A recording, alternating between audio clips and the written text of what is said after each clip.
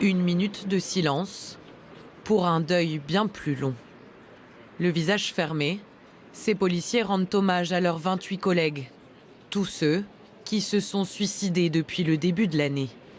Un triste record dénoncé par les syndicats de police. C'est mon deuil aujourd'hui, empreint d'exaspération devant l'immobilisme, devant la non-volonté du gouvernement de traiter. Je vais au-delà de Christophe Castaner, moi, là-dessus.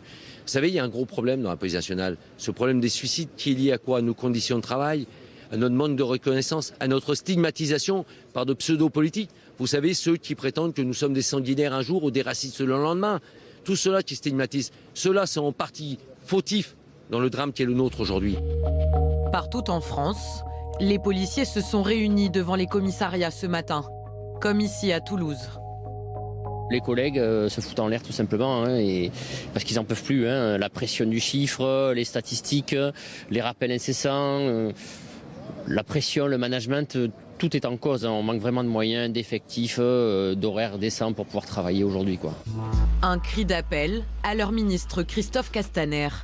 Dès la semaine dernière, il a décidé de créer une cellule alerte prévention suicide, active dès le 29 avril. Le suicide d'une femme, d'un homme, c'est aussi un échec collectif. La police nationale, la gendarmerie nationale ne sont pas des secteurs plus exposés dans la réalité que d'autres au suicide. Mais ça touche nos institutions, ça touche ceux qui nous protègent. Et la question à laquelle je veux répondre, c'est de nous donner moyen de protéger ceux qui nous protègent. Des policiers épuisés, à cause aussi des manifestations des Gilets jaunes, qui se suivent et se ressemblent tous les week-ends depuis 5 mois.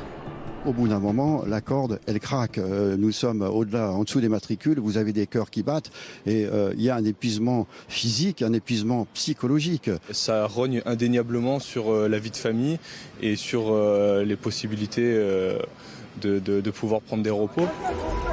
Sans compter l'accueil réservé à la police par certains gilets jaunes.